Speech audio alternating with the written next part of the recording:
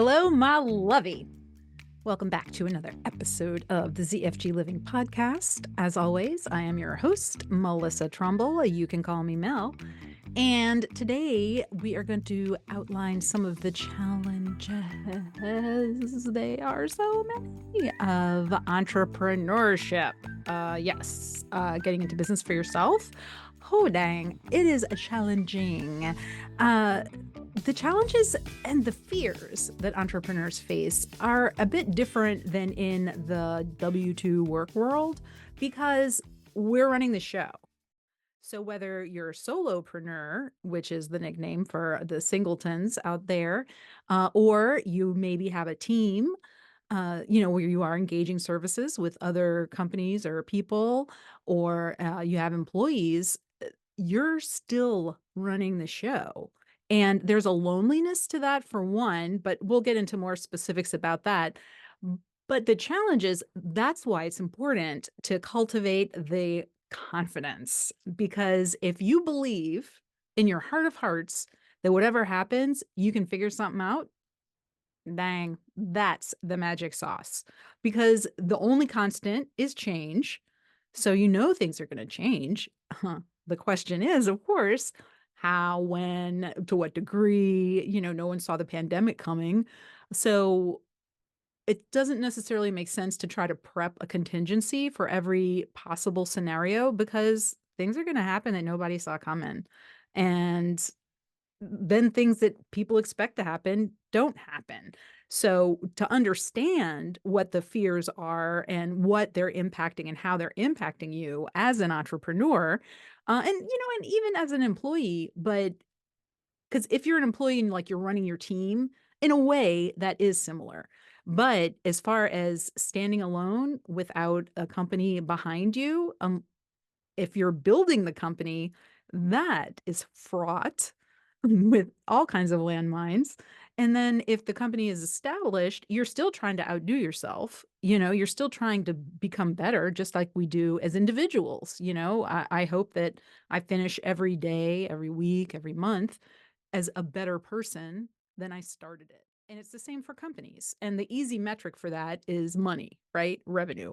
But there's also other factors that go into corporate health and, whether it's whatever kind of entity it is, if it's a, solo, if it's an LLC, incorporated, whatever it is, the culture and the products that you're putting out into the market, uh, those impact the value of the company. It's the value the company brings to the world, just like I bring a certain quality in what work I do. And I'm always using all of the resources that I can get to, right? Because I want to do my best. I want to help more people. That's what I'm measuring. My impact is to measurably increase joy in the world. And I do that, it's a one-to-one thing with my coaching. It's a one-to-many thing, like with this podcast, with books, but the whole point is I know it's possible, no matter how craptastic things look, because dang, I have been in some dark places. And even when I'm struggling with mental health, I have strategies to help me with that. I can always, get the energy up to handle my obligations somehow, but banking stuff ahead of time is certainly what I do. And that gives me the space to breathe. And that's just one instance of what you can do is, like I pre-record podcasts. Okay, fantastic. So then I can organize them and I can put them in a certain order. So it makes, maybe brings the listener on a bit of a journey. Um, some of them are just standalone, but this is all part of the entrepreneur uh, experience, is making sure that you're using systems to serve you best. And of course, part of any system is going to be to embrace a mindset shift. And that is also going to give you that, the power of confidence.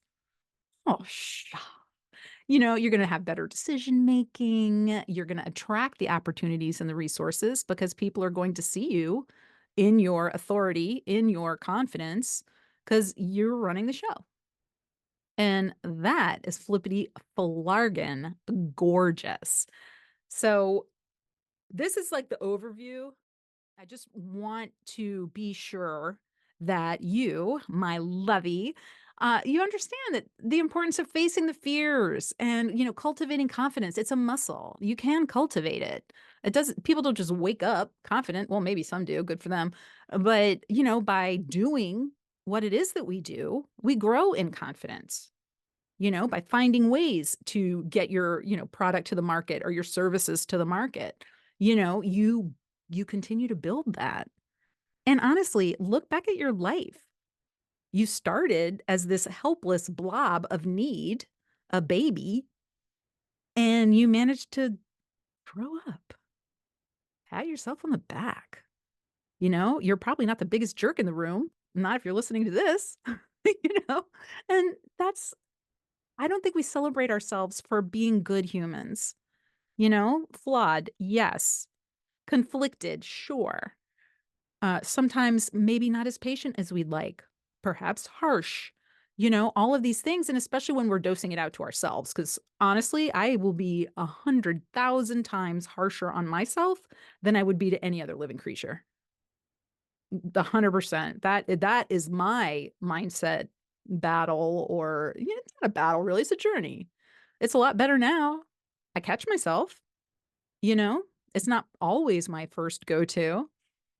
And that's part of knowing myself and understanding that I'm good. I do good in this world. I help people. And so when we know who we are, and I challenge you to really identify who you are, like meticulously to the detail. How would someone else describe you? How would you describe yourself? What is your main motivation? All of these are critical things for, I think, anyone to know, and especially for entrepreneurs, because we are our product, because we've either created it or come up with the program, or learned how to supply the services that we supply. It comes from us, inside of us, and that's a gorgeous, gorgeous thing. So coming up, I'm going to get more into the common challenges that entrepreneurs face. Hugs.